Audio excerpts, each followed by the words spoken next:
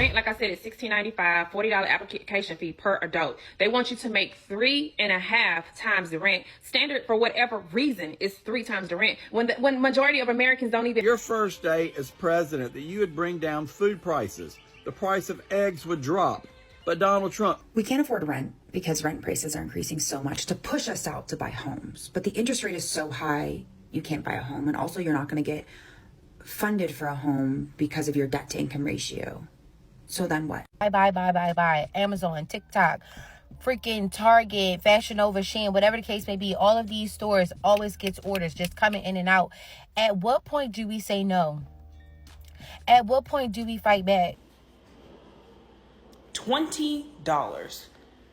This is absurd. For somebody who eats a pretty healthy diet, the few times that I've thrown parties and get-togethers and I've gone and gotten a lot of the pre-processed junk food, that shit is high. That shit is expensive. Welcome back to another episode on the Economic Lens, where we go over everything economic, especially inflation in and around America, right? So before we get started, make sure to like, share, and subscribe.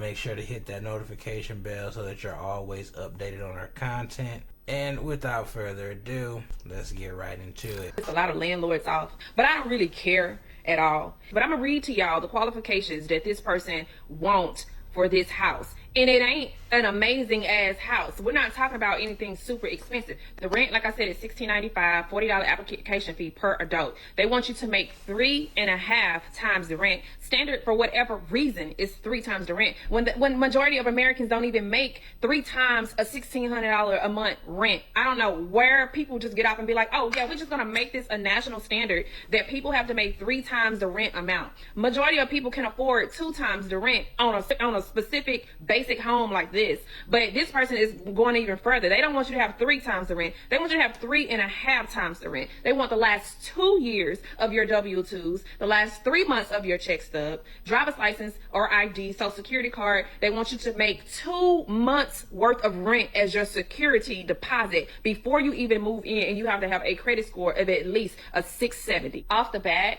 that disqualifies so many people from being able to be in a home that is decent. Let's add that up, why don't we? Off the rip, you have to pay first month's rent, $16.95. You have to pay $40 application fee per adult, and let's just say the standard adult is 2 adults, right? You have to pay, if you have a pet, majority of people in Houston do have pets, dogs. It's a $250 non-refundable fee per pet. So let's just say you have a pet. We're gonna add that up, and then you have to make 2 months of the rent to equal the amount of the security deposit. So that's $16.95 times 2. All right, and on top of that, we're not even talking about your utilities and all the things that you have set up. They want you to have rental insurance before you move in. Standard rental insurance is probably about $25 a month. Let's just say that. Before you can even move into this house, sitting in a savings account somewhere or just idle money, you already got to come off of this amount of money. I agree. That is a lot of money. And I understand the struggle with trying to find a new place to move into, to rent, and again, to own. You know, there's a whole other array of qualifications and complications that come with that. But this is a reality right now. And housing is so unaffordable and it's going up. So again, just even thinking about maybe finding family to live with or roommates, downsizing maybe, you know, the home that you are in or the apartment. We've lived in parts of town before that weren't the best parts of town, but we chose to rent there in the beginning of our marriage. And we did that because we were trying to save money. And it wasn't a horrible part of town, but it wasn't the best and it wasn't always the safest. But we did make those decisions because at the end of the day, we felt like, you know, we didn't want to just throw out a lot of money every month renting when we can maybe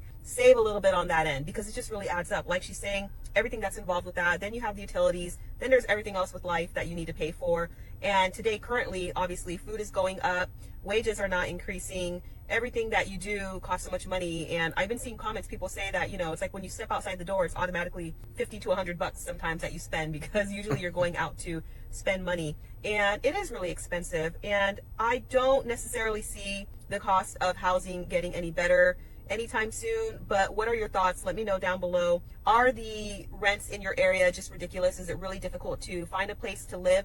Or do you live somewhere that you do find it is a little bit more affordable? Obviously, if you're in a bigger city, it's going to generally be more expensive. And if you are in smaller cities, smaller towns, or even more rural, it's going to be cheaper. But then there's going to be pros and cons with that as well, because I understand that there are a lot of people that do work in the city, so they want to be closer, and you're going to, maybe spend less money on gas. Maybe there's less wear and tear on a vehicle. Maybe you're able to do public transportation, but you have to really start to think about, where are we right now with the cost of everything, the cost of living? Where do I see this going in the future? And where do I see myself, fitting in with all of this? Because if you are struggling now, it likely will not get any easier anytime soon. So what can we start to think about already proactively going forward that might help the situation? So let me know your thoughts down below. I'd love to hear from you. Share any comments that you have, and I will catch you in the next video. Take care. Breaking news. Donald Trump, did you see the U.S. Department of Agriculture said their forecasting price for eggs was going to increase 20% more in 2025?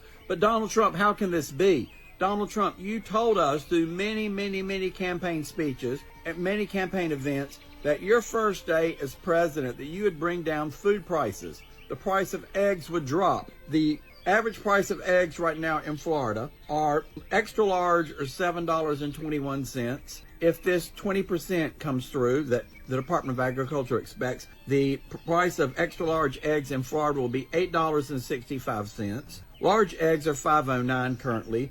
They'll go to $6.11. And medium eggs that are $3.57 will go to $4.28. But Donald Trump, you promised us, you told us you would bring down the price of eggs the first day in office.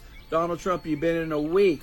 Donald Trump, what have you done to bring down the price of eggs? But hey, this is what I'll be talking about in all my videos. Them politicians, the presidents and stuff, they ain't got nothing to do with that.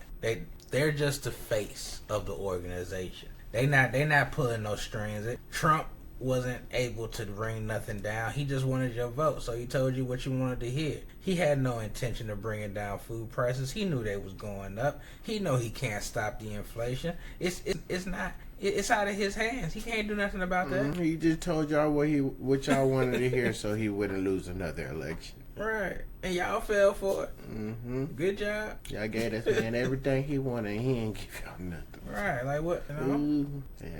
Yeah, man. It be like that sometimes, man. It be like that. So let me get this straight. We can't afford rent because rent prices are increasing so much to push us out to buy homes. But the interest rate is so high, you can't buy a home. And also you're not going to get funded for a home because of your debt to income ratio. So then what? And then homelessness or houselessness is becoming criminalized. So then what? I don't understand. To be honest, I really like the idea of building a commune, aside from like the culty aspect of it, but essentially buying land, driving vans, building a tiny houses on it, and everyone shares. Hey everybody, my name is Tyler, and because of the out of control inflation that we're having in our country right now and rent prices being over $1,500 a month, I have been outpriced at the rental market, and I live here in my car full time, and I wanted to give you a brief tour. So starting with the bed here, it is a 3-inch memory foam mattress topper, super comfortable. I have about 4 layers of blankets, which keeps me warm, especially right now we've got 20-degree weather at night, so it's pretty cold. Moving over here, I have my cooler. I've had a few people tell me I'm not supposed to have this cooler because I live in my car, but it actually was a birthday gift last year for my 30th birthday, and I just can't part with it. I absolutely love it. Keeps all my food cold and fresh for days. I absolutely just adore this cooler, so I'm not going to get rid of it. And in the back there, you can see I have 2 really comfortable pillows. Do you realize that it costs money to exist anywhere in the United States? Like, there's almost nowhere you can just exist. You gotta pay money. It's either you're renting or you're paying for a mortgage. If you're gonna go anywhere, it's usually you have to drive or take public transportation. That costs money while you're on the way to the place you're gonna go, which you're going to spend money at that place. Usually it's going to be a grocery store, it's going to be a gas station, or you're going to work trying to make money so you can spend the money. But like living in an RV or a van in the United States more massively opens up your eyes to the fact that you can't just exist anywhere without paying for it. Like, I'm in a public park right now. Thank God for those, because otherwise it would just be parking lots. And I've even been eyeballed in parking lots just sitting there, like, or asked to move, like, because you're not going in and patronizing. So you can only be in that parking lot as long as you're going to be spending money on the businesses that are there. Okay, well, I can stay in this park during the day. I cannot stay overnight. I will have to go somewhere. That would be a campground, which I hate. I don't do campgrounds. I know there's other ways. I know there's Walmart, there's Cracker Barrel, there's Hip Camp that's still paying, there's Boondockers Welcome, you're still essentially paying. Yeah, so rent is just getting really, really difficult to afford here in the U.S. People are having obviously a really hard time with finding a home, purchasing a home even, and, you know, just even renting a place. One thing I've seen a lot of people say that they're not willing to live with other people, to have roommates, or to, you know, necessarily even live with family. And I think that's something that a lot of people, you know, it might be very helpful to explore. And it doesn't have to be permanent if you don't want it to be that way, but temporarily it can be extremely helpful and beneficial to each other, because whoever's home that you are living in, if you pay a small amount of rent to them, then that's going to be, you know, mutually beneficial. I hate to be the one to say this, but the reason that the cost of living is so high, and the reason that regular household items and groceries continue to increase, is because we don't know how to stop purchasing things. We don't know how to say no. We don't have self-control. Like, if I think about history and why in the history books people actually got like a little bit of change, it's because they had some sort of resistance, some sort of self-control. We literally buy. Amazon, TikTok, freaking Target, Fashion Nova, Shein, whatever the case may be, all of these stores always gets orders just coming in and out. At what point do we say no? At what point do we fight back? Because the reality of it is the government is looking at us like, okay, they're never going to stop, so why would we decrease the price on anything? Y'all need to just make some more money and fend for yourselves. But no, everybody has to have the latest everything. I don't know. But coming into the new year, January 2025, I will not be purchasing anything that is not necessary. And I say this and I'm holding myself to it because I am tired of eating my money. I am tired of wearing my money. It needs to go somewhere else. Who's with me? I know we talk about grocery prices all the time, but I find this to be absurd. Please look at what $20 got me for these groceries. $20. This is absurd. These are 5 items. Butter, some peppers, some bread. This is crazy. I don't know how I'm supposed to pay the bill.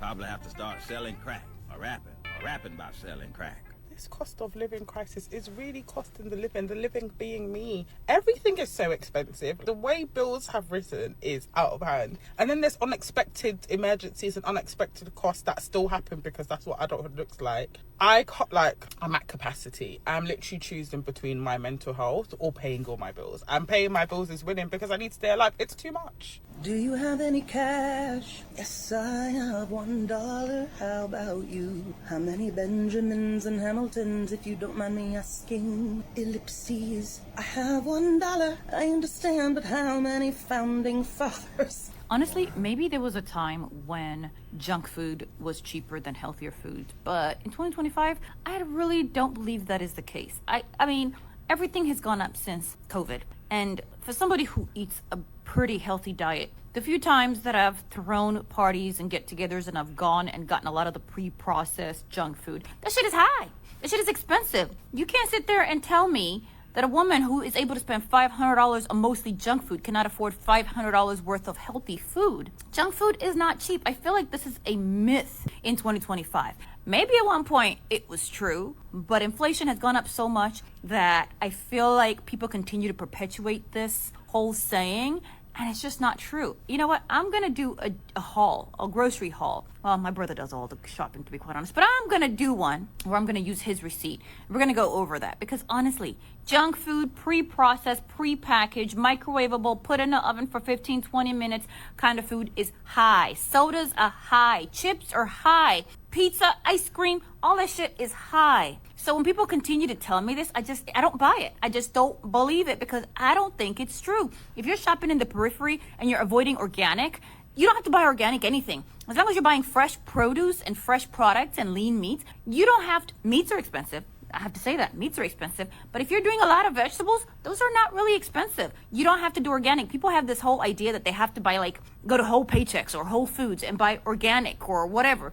I don't go to Whole Paychecks, and I'm a whole anesthesiologist. I don't shop organic, and I'm a whole anesthesiologist who can afford that. I believe a lot of that organic stuff is just basically a marketing scheme, if you ask me. Unless you're growing that shit in your backyard, I don't really know how organic really something is. So this whole thing, I mean, you go to McDonald's right now. How much is a whole burger meal? There was a time you can get this shit for $3. What is it now? $10? $15? No, we need to change our mindset about this and actually do the experiment of buying fresh produce and stuff and then go home and purchasing it and see what it costs. Now that is the problem. You have to do a lot of cooking and cutting up stuff and sitting and standing in the kitchen counter, cutting up stuff and preparing it. And that is where maybe the expense comes in, because it requires a lot of labor. So anyway, that's my theory. That's not my theory, honestly. That's what I think is happening. And yeah, I just disagree with this whole statement. I definitely want to know the people's opinion about that, because what do y'all think? Is it better to buy, right, unprocessed foods? Is it cheaper? I mean, of course it's better. You know, unprocessed foods got all kinds of preservatives and everything in it. You know, our body doesn't need to be preserved. But is it cheaper? You know, besides the organic stuff. You know, let me know. I don't necessarily do grocery shopping. Right. I don't really do that. I pay for it and pay more and more all the time. That's what I know. More and more of my paycheck keep going to that. Yeah, I have to consciously make a decision not to get ice cream this time. Sad. Not ice cream. So, put it in the comments. Let us know. Make sure to like, share, and subscribe. But, man, until the next one, you guys have a blessed one. This has been the Economic Lens.